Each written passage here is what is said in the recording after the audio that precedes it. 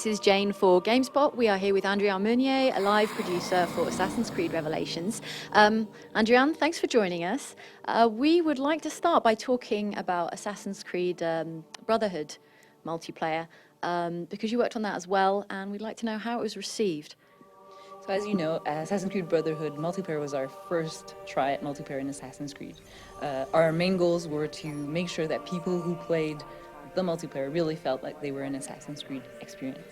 So with that was really well received. People really felt that the look, the feel, the core pillars of what they understood Assassin's Creed to be was really something that they felt and something that they experienced really well in the multiplayer.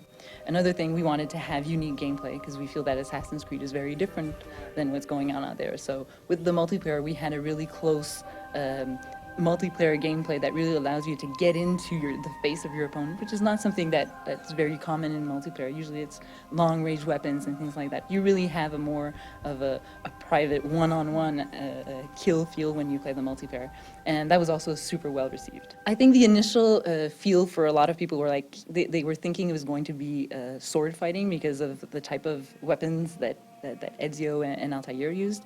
But once they gave it a chance, they really found that they really enjoyed the gameplay. So although we get a lot of feedback, we listen to what our fans want, and mostly everybody was really surprised and had a lot of fun with the gameplay that we came out with. Was there pressure to add multiplayer to what was really kind of definitively a single-player game early on? Where did the push come for multiplayer? I think on Assassin's Creed we're very lucky to have a lot of management and creative people that are really willing to take risks, and I think we love our brand so much that we want to take it to new places and really try new things. We've done some forays in completely different things. We've written books, we have comics, and I think multiplayer just made sense as an improvement and just basically a wider range of types of gameplays that we wanted to try our hand at. Okay, that's great. We'll move on to Assassin's Creed Revelations now, because I know that's what we're really here to talk about. As an overview, what would you tell us about Assassin's Creed Revelation multiplayer? Is it an overhaul or is it more of a refinement? For Assassin's Creed Revelation, we were looking into improving the experience of Brotherhood and really widening the opportunities of gameplays that you could have and the types of game modes that you could play. So that was our main goal, and really sticking to the core values of Assassin's Creed. Okay, and we'll start by talking about the new modes. I think people will be really excited to hear about those. Tell us about what we've just been playing.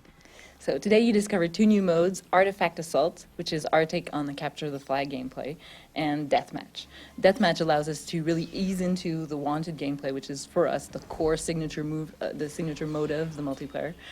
So it allows people to have a bit less rules, smaller maps, and easier targets to find, to really ease into the type of gameplay and then allow them to go into wanted with a bit more confidence. Yeah, because it is, for someone who's never tried Assassin's Creed, say, there's a lot to get to grips with in, let alone the single player, but in the multiplayer, do you find? What we heard from the players is that there were so many rules right from the get-go that it was sometimes hard to kind of figure out how to be good.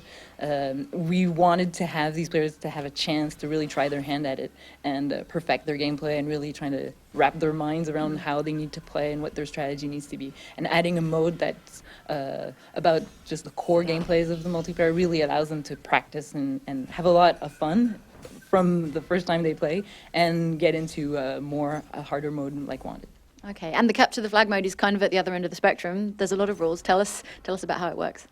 Well, people are usually familiar with Capture the Flag, so they come into that gameplay with a bit of an idea of what they have to do. So obviously there's an artifact that you need to steal from the opponent's team, and you need to defend your own artifact. The twist on it with the Assassin's Creed gameplay is that you move from being a prey to a predator depending on which zone you are. So when you're defending, you're kind of attacking the enemies that are coming in, and when you are getting to the artifact zone of your opponents, you're actually going to be the prey. So you're switching from one gameplay to the other as you move along with your artifact. And the only way to save the artifact is to eliminate your enemy. We heard earlier today that there's level 50 is the cap that you can loop through 99 times. But in that in each playthrough, you're going to get more of a storyline than you did the last time around in Brotherhood. In Brotherhood, the leveling was linear, and what we had was really a simple unlocking mechanism. So you would unlock abilities, and that was it. With the leveling in Assassin's Creed Revelation, what we're adding is two things. As you progress in the leveling, you're actually progressing in your Templar training. So Abstergo is going to take notice of that, and they'll start kind of commenting and letting you in on the company's secrets.